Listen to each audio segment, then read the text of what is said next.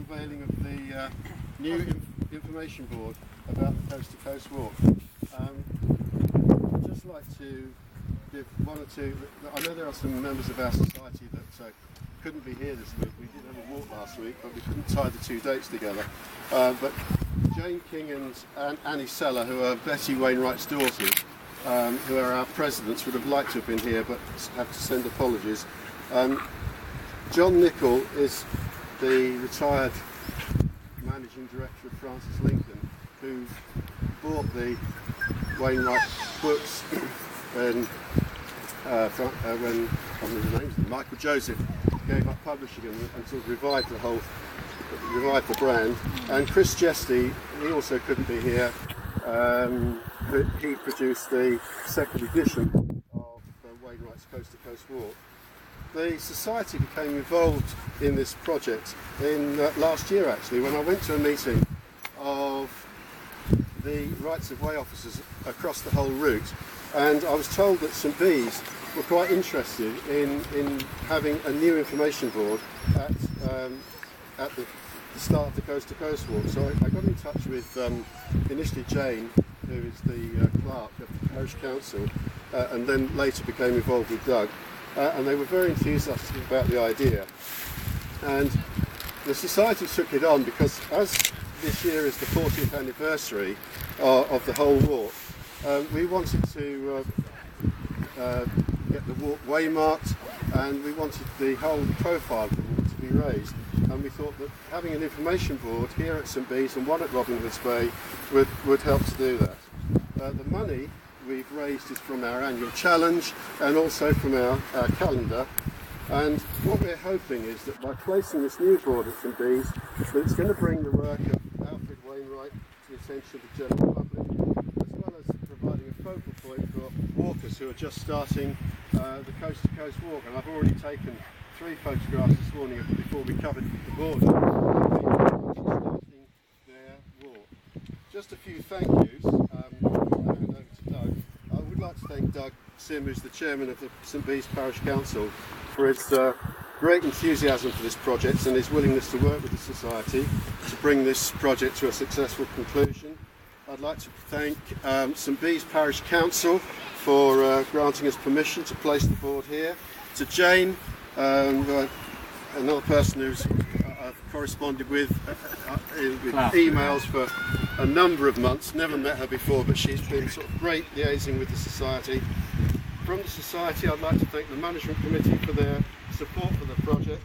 I'd like to thank Caroline, who is here, for organising the challenge, which has raised over £1,200, part of which the funds have gone to provide this board. I'd also like to thank Jenny Worley from the Society, who runs the calendar team, and the sales of that calendar raise about £10,000 every year, and all of that money is going to be used for Coast to Coast projects this year. I'd like to also thank Andrew Stainthorpe, who is our designer. Andrew is a great designer. He runs his own company and he gives up his time, like all of us, for nothing. And I think when you see this board, I hope you'll be sort of really pleased with it, because I think it's a superb design and Andrew's done a great job. And finally, I'd like to thank Eric.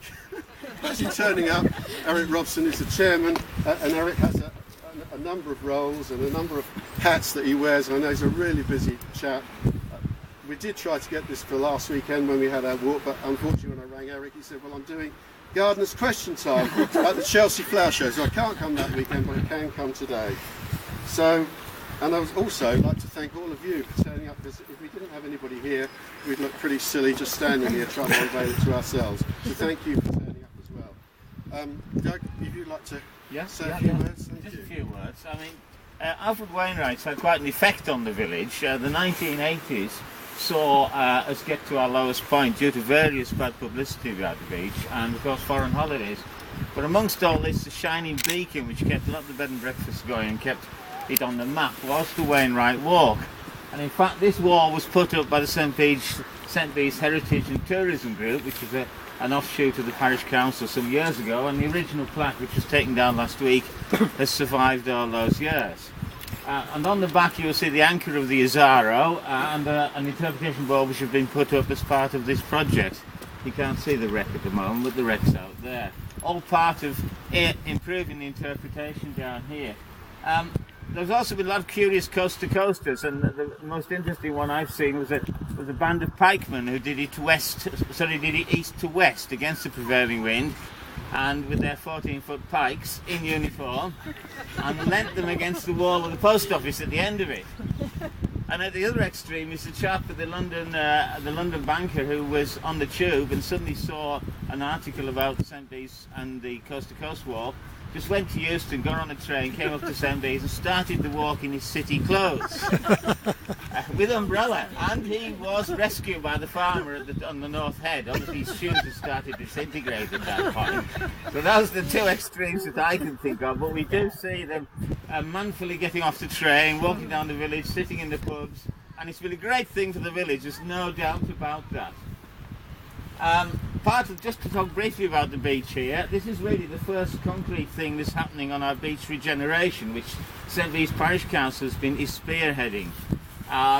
This area you see down here doesn't look so salubrious, and that's because last year was a pretty disastrous year for the beach.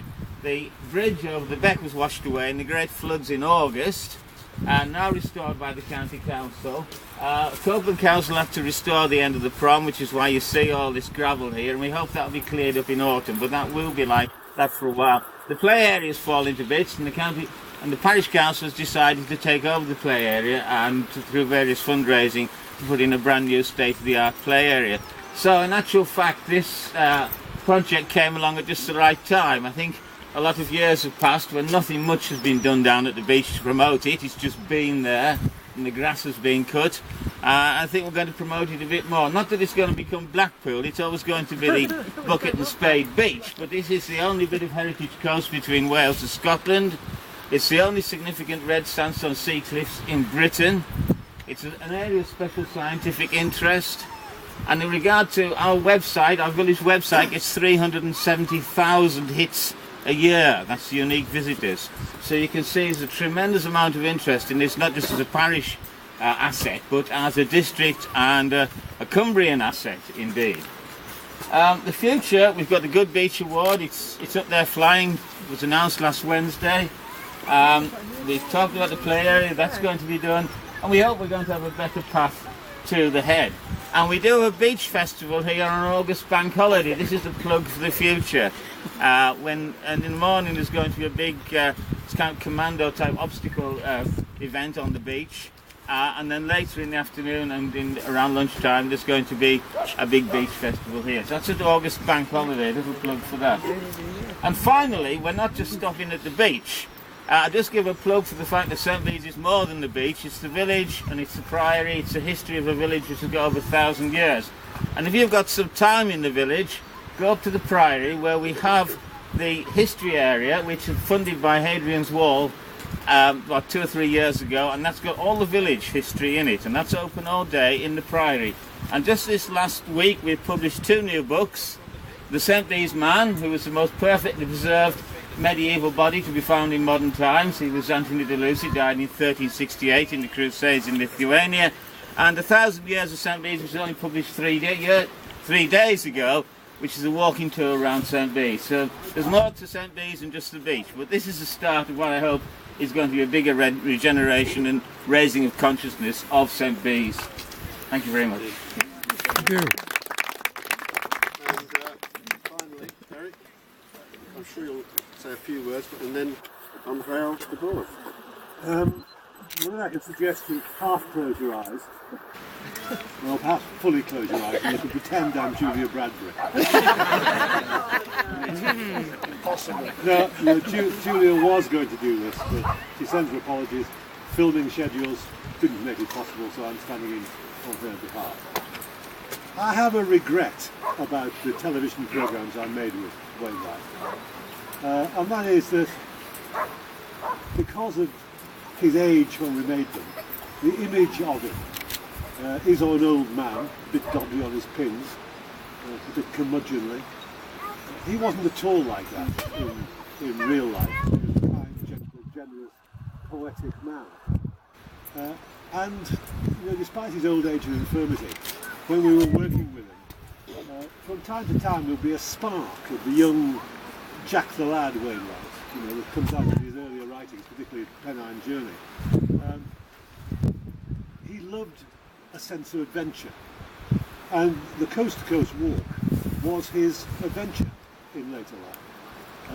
He did the Pennine Journey when he was quite a young man, and then in later life he desperately wanted to do something.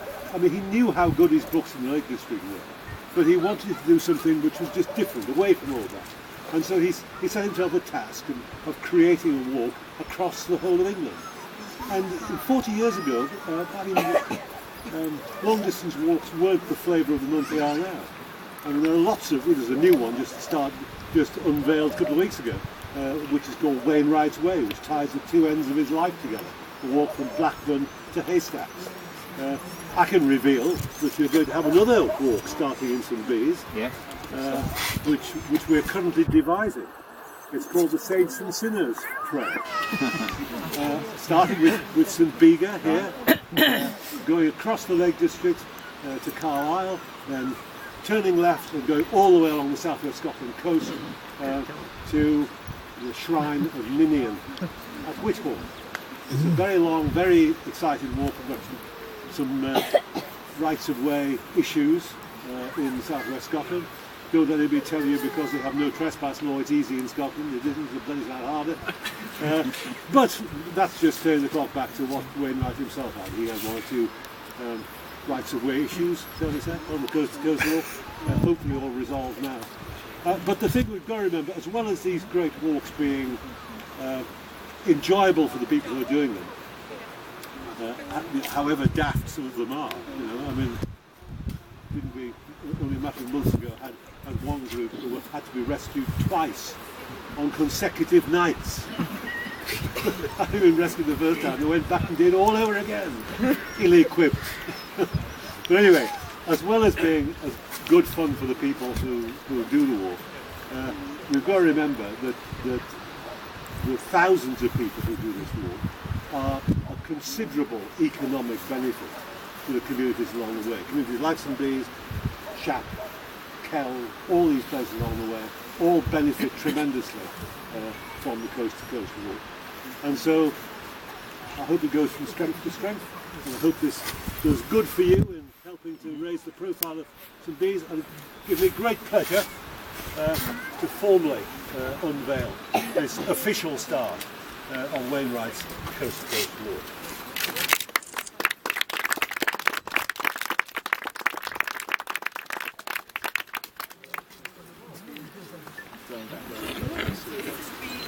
I'm just going to hit the bangs off it so you can get a good photograph. And while they're doing that, just to say that our refreshments at the Seacoast, there's tea and biscuits in the Seacoast Hotel just up there.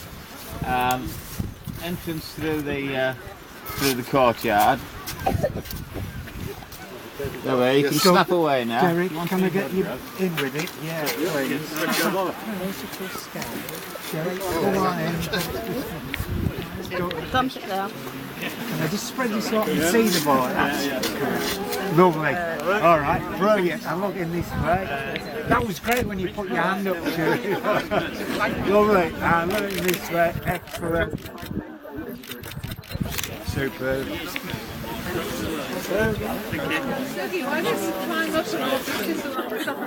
I forgot to say something vital, and I'll tell you what they're all in a minute. There is to be, I forgot to say this is an addendum to the speech, there is to be a stainless steel banner along the top which says start of the Coast to Coast walk, and it will actually have the gradient profile on it. But they've had some problem with laser cutting it, so I said don't hang around for that, we need the board this week, and it's here. And the laser cut profile will be on the top, and that's because so many people had the photographs taken here. And okay, this is just that big, nice to have a bigger thing which says this is the start of the Coast to Coast. Yeah, Thanks, Eric.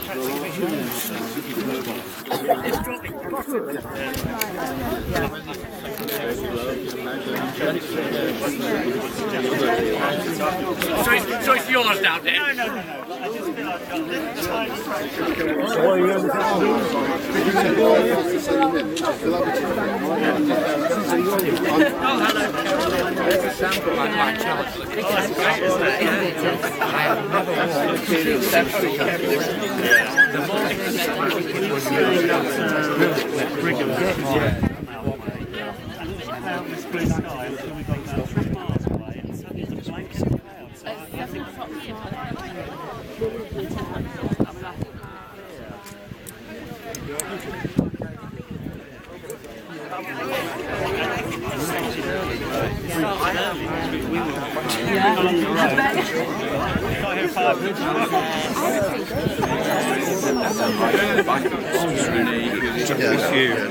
If you have problems.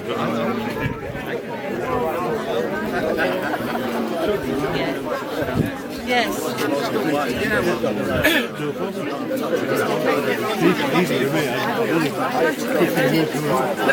I was looking on the ground for my dog and I couldn't find it.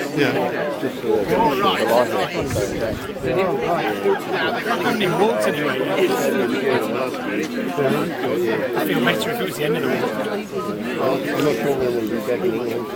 You want to have a look at that, see if you're happy? I'm sure it'll be fine. So you're the first walkers in front of the new board? Yeah. Apparently. It's all on video here. Thanks very much. I'm not sure that did work. Thank you. Let's just have a look.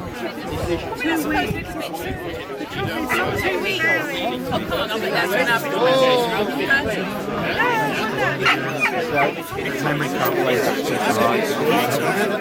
Oh yeah. I mean, to be honest,